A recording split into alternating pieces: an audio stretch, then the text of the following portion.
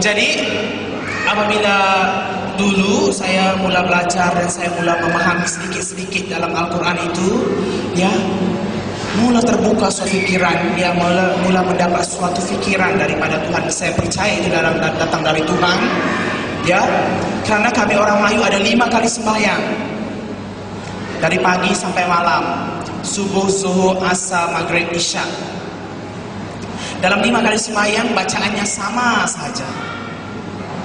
Dalam 5 kali sembahyang diambil dari buku pertama dalam Al-Quran, namanya surah Al-Fatihah. Malam hari ini kalau tak kenal Quran, saya ada bawa. Ya, memang tak tahu baca, saya bacakan nanti. Ya, jadi diambil dari buku pertama dalam Al-Quran. Itu namanya surah Al-Fatihah. Al-Fatihah bermaksud pembukaan. Saya bacakan sedikit pada kamu semua. Memang tak paham, paham saja. Bismillahirrahmanirrahim. Alhamdulillahi rabbil alamin. Ar-Rahmanir-Rahim. Maliki yaumiddin.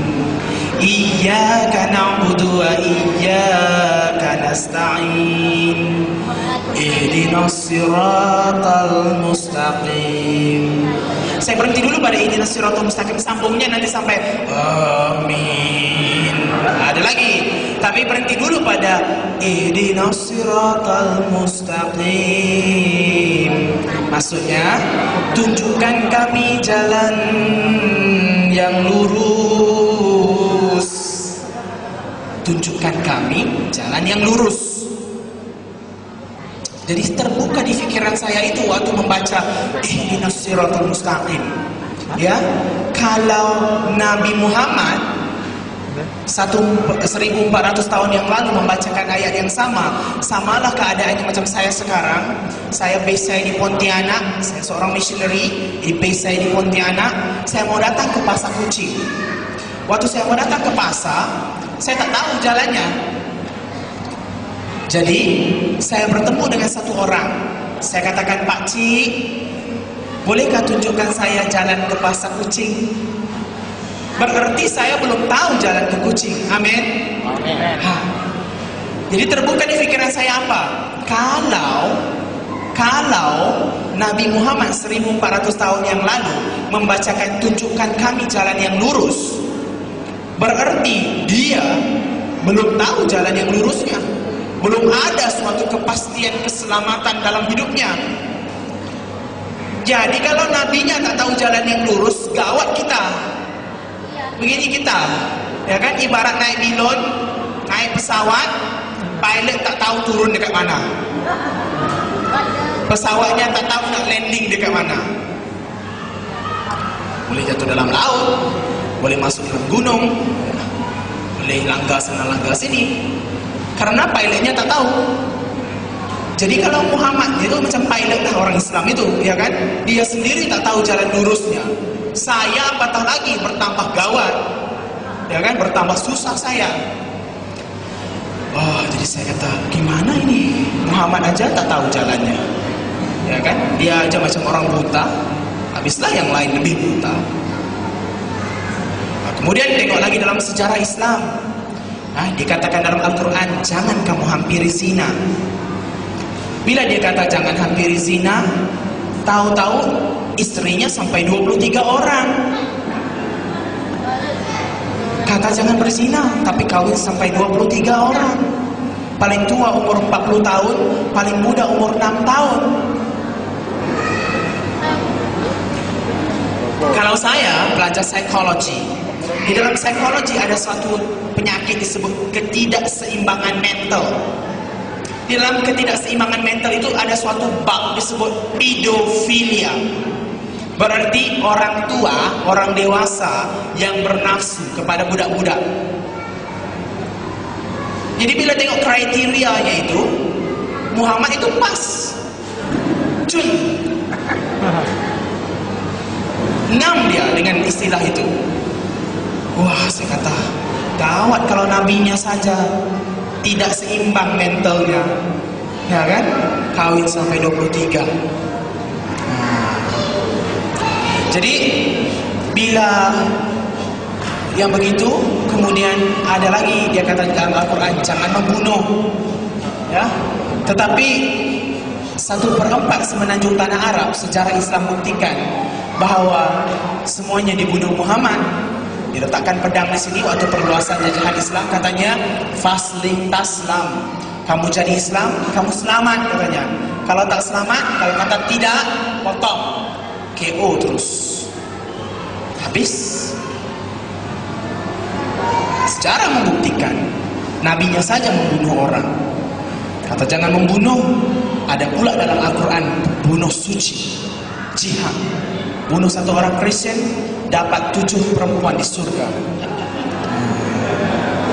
Inilah mereka punya ajaran. Kemudian kami percaya lagi dalam malaikat, angel, percaya. Tetapi malaikat dalam Islam itu takut anjing. Sebab itu orang Melayu tak boleh beranjing.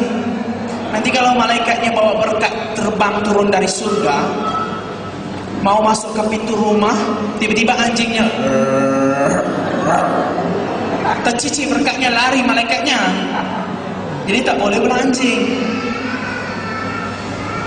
Dan seterusnya malaikatnya itu Rabu malam, ya, malam-malam tak nampak. Jadi 7 hari sebelum hari raya semua orang Islam, orang Melayu pasang pelita, ya, malam 7 liko. Karena dikata malam itu adalah malam turun berkat. Di semua pasang pelita. Kalau tidak, tak ada lampu itu, malaikat salah mendarat nanti. Jadi berkat tak sampai, malaikatnya terlanggar tiang elektrik lah konon-kononnya. Jadi tak sampai berkatnya. Jadi banyak sangat yang pelik-pelik, yang aneh-aneh, ya, yang bodoh-bodoh, ya, yang diajar oleh orang-orang itu. Jadi bagaimana? Kemudian ada lagi dalam Islam lahir kembali, lahir baru. Ya, dalam Kristen ada reborn. Apabila kita percaya kepada Yesus, maka hidup kita dijadikan ciptaan yang baru, lahir kembali kita. Tetapi dalam Islam tidak ada reborn. Tidak ada istilah lahir kembali itu. Jadi Muhammad melihat orang sudah berdosa sampai 60 tahun, 50 tahun, 40 tahun jadi Islam, bagaimana nak ampun dosa balik? Oh, teringat dia lahir kembali. Tapi konsepnya berlain dengan konsep kita orang Kristen.